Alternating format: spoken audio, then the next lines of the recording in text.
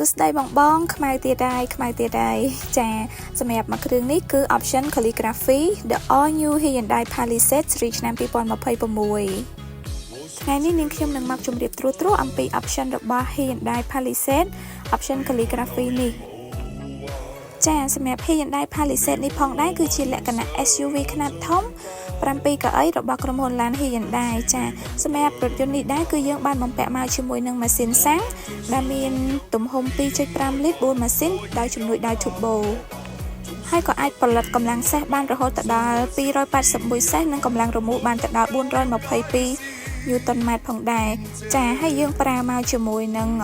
all wheel drive ហើយមានជាមួយនឹងមុខងារ electric ផងដែរ